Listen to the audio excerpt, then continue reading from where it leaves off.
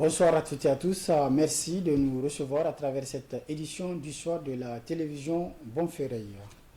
Deux chefs terroristes arrêtés sur le territoire nigérien alors qu'ils sont activement recherchés au Burkina Faso. C'est grâce à l'opération conjointe franco-nigérienne qui a permis de mettre la main sur l'un des terroristes le plus recherché. Sita Ousseini dit Lukman, un Nigérien de 33 ans. N'est-ce pas, Balmabrem? Selon nos informations, ces deux présumés commandants du groupe État islamique ont été arrêtés dans la zone dite des trois frontières entre le Mali, le Niger et le Burkina Faso, non loin de la ville de Terra ainsi qu'au nord de la localité de Gorouol. Aucune réaction officielle du côté du Burkina Faso qui a mis à prix la tête des terroristes, encore moins du côté du Niger, dont son armée et celle de la France ont permis d'arrêter les deux responsables terroristes le 6 et 7 juillet dernier dans le département de Terra, zone proche de la frontière burkinabé. Selon l'agence France Presse et Radio France Internationale qui donnait l'information, Abou Mariam Di Zaïd et Sita Ousseini Di Lukman ont été respectivement arrêtés à Yatakala le 6 juillet et le 7 juillet près de Terra dans le cadre de l'opération conjointe Mounatare 4. Depuis le 8 juin dernier, le pays des hommes intègres a mis sur la table entre 100 et 180 millions de francs CFA pour quiconque fournirait des informations pour l'arrestation de 20 personnes accusées de participation ou complicité dans la planification ou la conduite d'actes terroristes. Sita Ousseini Di Lukman, Nigérien de 33 ans, impliqué dans plusieurs attaques terroristes au Burkina Faso, fait partie de ceux qui ont la plus grosse mise pour la personne qui détient des informations sur lui.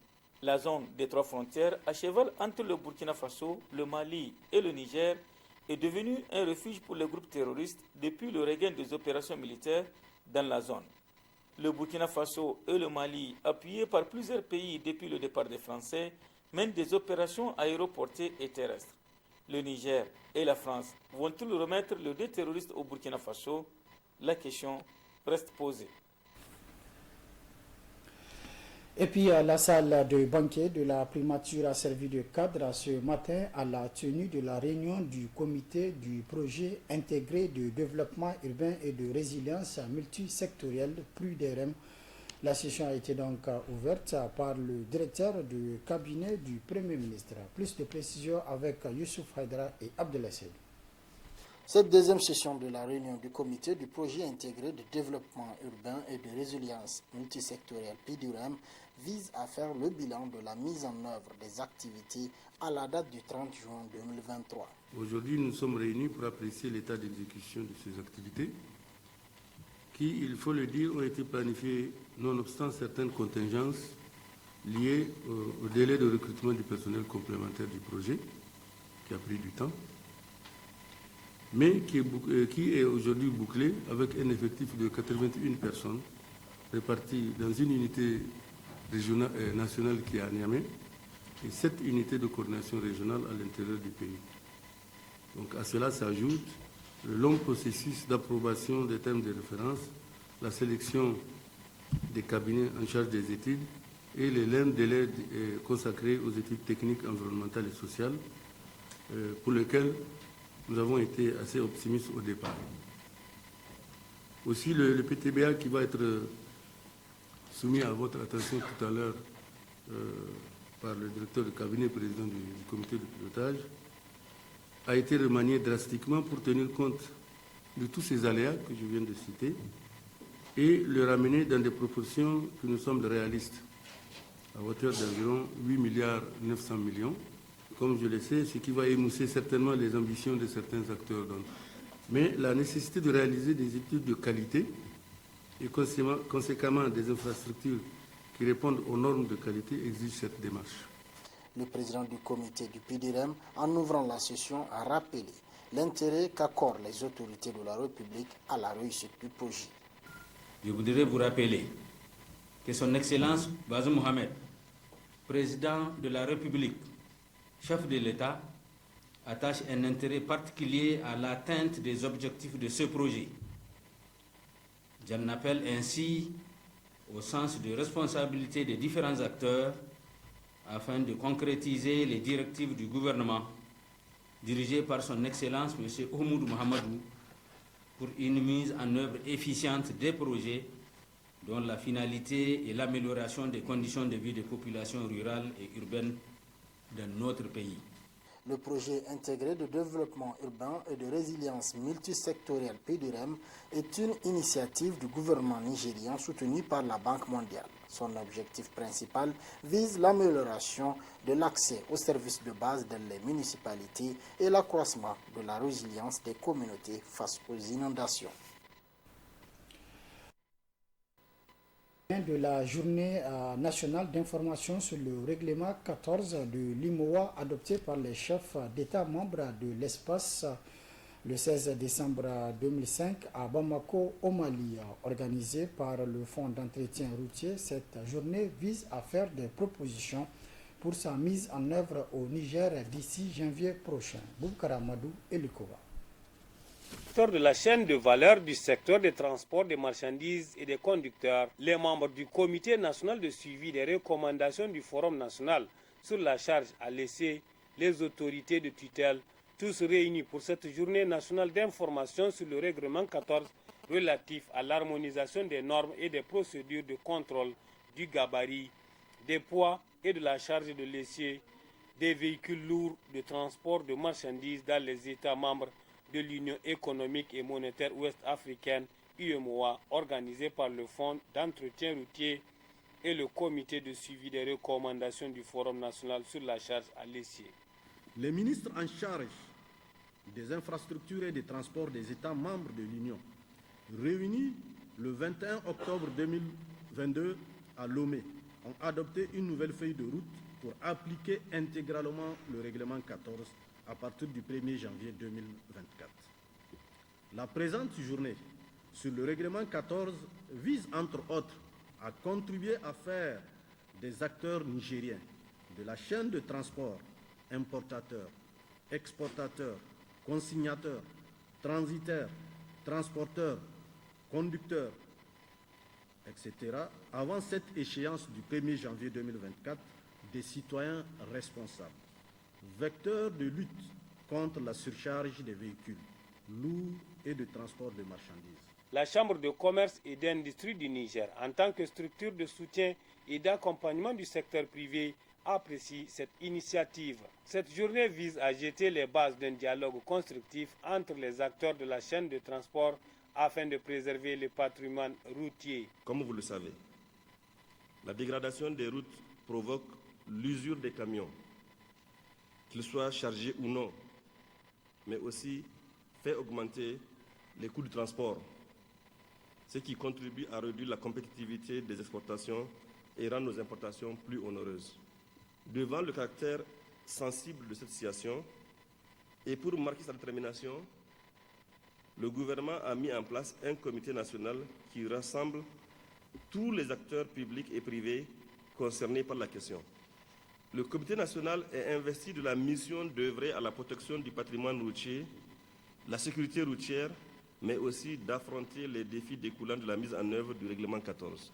Il est attendu de cette journée nationale d'information des recommandations pour surmonter les obstacles à la mise en œuvre effective du règlement 14 de l'UEMOA le 1er janvier 2024 pour se conformer ainsi à l'échéance fixée par les États membres de l'espace UEMOA.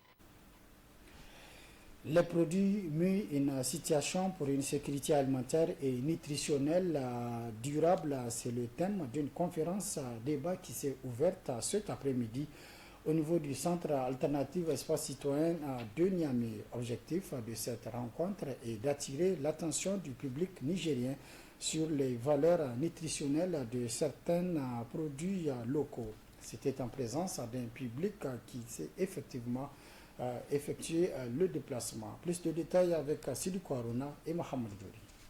Il s'agit à travers cette conférence débat d'éclairer la lanterne du public des participants sur la valeur hautement nutritive de certains produits locaux d'une part et de l'autre sur la nécessité de leur adoption dans les habitudes alimentaires des Nigériens.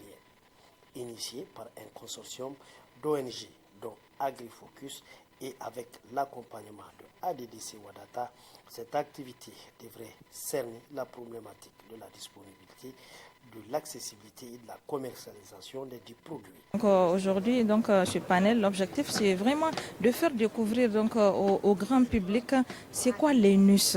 Donc à travers ces NUS également, quel est l'apport, en tout cas surtout nutritionnel. Nous avons le fonio, le vonzo, la marane, ainsi de suite. Ils sont au nombre de 12. Mais pour cette première phase, donc nous travaillons sur le fonio. Le fonio en langue, on appelle firo en Hausa, firo en germain, intaya en Hausa. Et nous avons le vonzo. Le vonzo, c'est ce qu'on appelle Gujamata dans la région, en tout cas dans le département de Douchi, ou bien Lobotu en germain. Et le moringa n'est pas à présenter, Windubundu, ou bien on dit El Mokka en Hausa. Donc nous avons ce qu'on appelle la marante ou alayyahu en Hausa et chapata aussi en Zarma. Voilà. Les produits mis en vedette le sont beaucoup plus pour leur aspect fonctionnel, mais aussi et surtout pour leur valeur thérapeutique. Ces espèces, en tout cas négligées, sont aussi des aliments qu'on appelle des fonctionnels. Ils ont des aspects thérapeutiques. Pour la petite histoire, plutôt, je vous dis le vonzou. Donc, dans la prise en charge, en tout cas de la prise de poids ou bien de l'obésité, le vonzou est une solution parce que le vonzou permet de faire un régime alimentaire. Donc, quand vous prenez le vonzou en petite quantité, ça donne ce qu'on appelle une sensation de satiété. On a l'impression d'avoir le ventre plein, donc le sujet n'aura pas à prendre beaucoup d'aliments. Donc vraiment une solution alternative dans les régimes alimentaires pour éviter, comment on appelle ça, la prise de poids.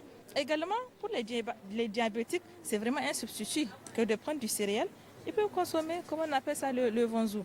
Des produits véritablement bénéfiques pour le Nigérien, mais dont l'accessibilité et surtout la disponibilité restent problématiques pour la plupart des consommateurs. Une correction doit être faite à ce niveau pour permettre une meilleure fonctionnalité des 10 produits, a soutenu le président de ADDC, Ouadata. Le problème créé, c'est la disponibilité. Comme je l'ai dit, c'est sous forme de petits achats. 25 francs, 50 francs. Or, ça ne résout pas le problème. S'il faut résoudre le problème, il faut produire le vonzou, tout comme on produit l'arachide, tout comme on produit le niébé. Et d'ailleurs, l'apport nutritionnel que ça a par rapport aux autres produits, c'est sans équivoque. C'est sans équivoque. Donc, il faut encourager la production et surtout que ça ne demande pas, en tout cas d'après les exposés qu'on a eus, il n'y a pas d'exigence en termes de sol pour le vonzou. Tout le monde sait, en tout cas les générations passées, en tout cas notre génération, tout le monde sait que le vonzou n'a pas d'exigence en termes de terre. Même l'apport en engrais est très dérisoire. À ma connaissance, on n'est même pas d'engrais. Au terme de plusieurs questions, le public des participants a été largement édifié sur les 10 produits et sur les efforts que les ONG initiatives de l'activité sont en train de mener dans ce combat pour le retour à l'adoption de ces produits injustement abandonnés au profit de certains aliments qui n'ont nécessairement pas le potentiel en termes de nutrition et de valeur thérapeutique. Cette activité, au-delà de la promotion des dits produits, s'est vue aussi un plaidoyer à l'endroit des plus hautes autorités, non seulement pour appuyer les initiatives de valorisation des productions de masse, mais aussi pour faciliter éventuellement la commercialisation des produits en question. Autre aspect de cette édition, le Conseil des ministres du jeudi dernier a officiellement annoncé les résultats du baccalauréat session 2023. Après donc la publication de ces résultats, les acteurs et autorités du pays ont tous reconnu l'échec de ces taux de réussite de cette année pour le bac session 2023. Plus de précisions dans ce compte rendu. 25,23%, c'est le taux de réussite du baccalauréat session 2023. Cette annonce a été faite au dernier Conseil des ministres, puis relayée par le ministre de l'Enseignement supérieur. Un taux de réussite jugé médiocre par le premier responsable de l'enseignement supérieur.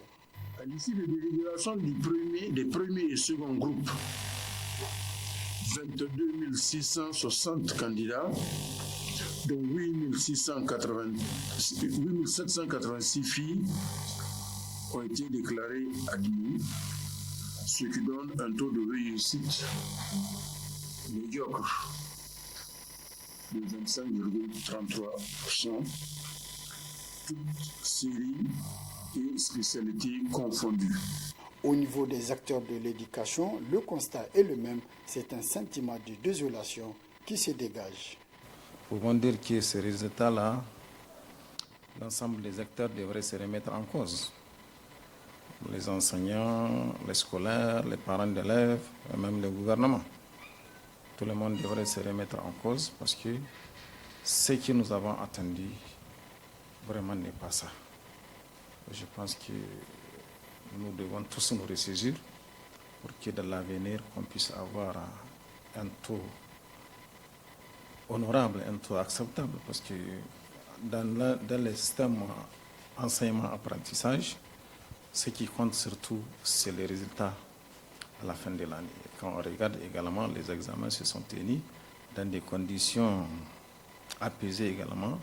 Au Niger, depuis plus de 5 ans, le taux de réussite du baccalauréat varie entre 25 à 40%, ainsi 25% contre 40% en 2022. Cette année, plusieurs irrégularités ont été constatées dans l'organisation de ces examens. Selon plusieurs observateurs, un audit général de ces examens est aujourd'hui plus que nécessaire pour enfin situer les responsabilités et corriger davantage les erreurs dans l'organisation et le déroulement des examens du baccalauréat.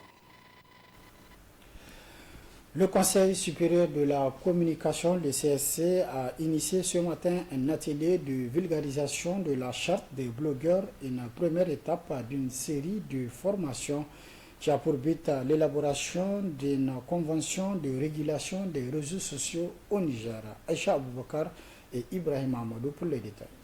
La vulgarisation de la charte des blogueurs au centre de cet atelier de formation initié par le Conseil supérieur de la communication CSC en collaboration avec la coopération suisse au Niger. Un renforcement des capacités qui concerne 25 web activistes des régions de Tawa, Tillabéri, Dosso, Niamey. Il s'agit de réduire les nombreuses infractions à la loi sur la cybercriminalité dû le plus souvent à un déficit de formation.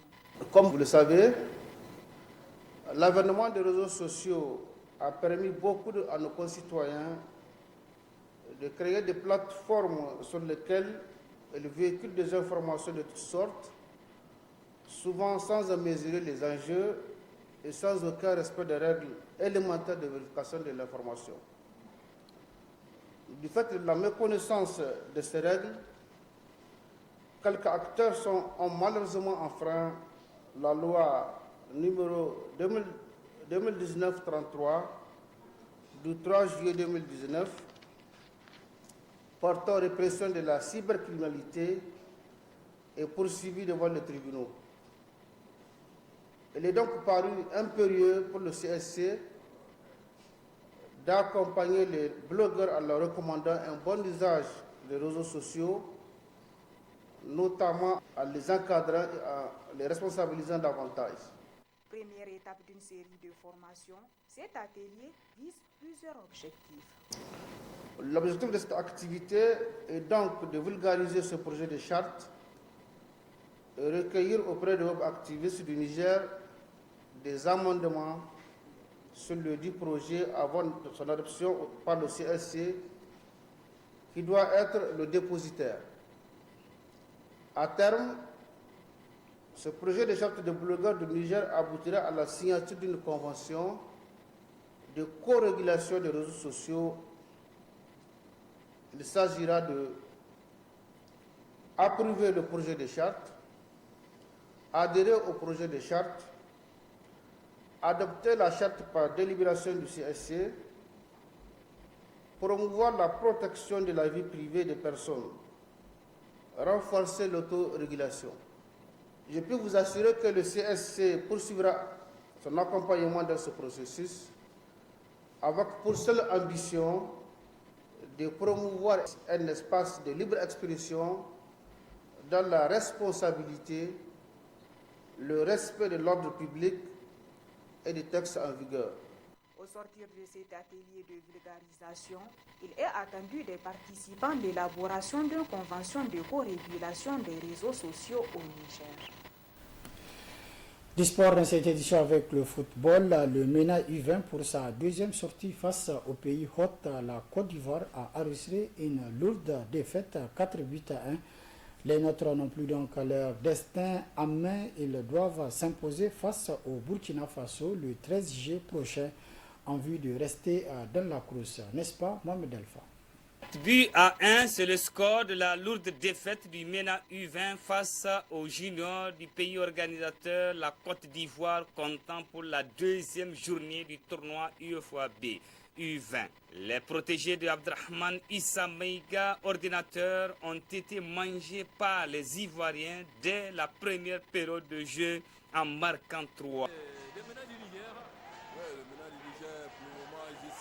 Attention, avec ce ballon perdu par la défense, dans le but. Cette récupération de Oumar Konaté qui décale sur le côté pour Pecho. Pecho, le centre de Pecho, ballon remis à Bandama Junior. Oumar Konaté, le but. De petite passe avec lui encore, Oumar Konaté. Oumar qui va effectuer son premier but. La frappe de deuxième but.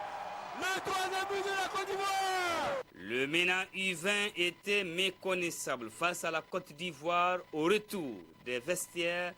Dès les premières minutes de jeu, les Ivoiriens ont aggravé le score sur penalty 4 buts à 0.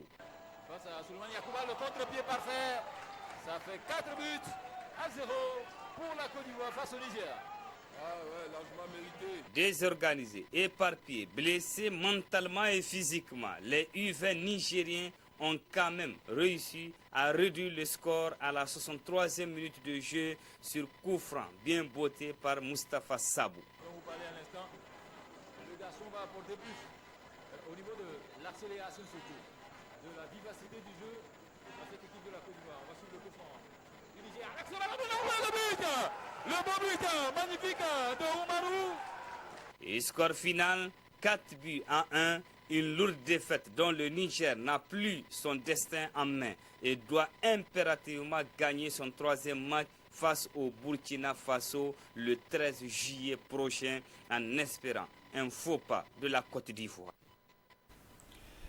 C'est la fin de cette édition. Merci de l'avoir suivi à toutes et à tous. Prochain rendez-vous de la rédaction demain à partir de 12h30. Inch'Allah, très bonne réception. Au revoir.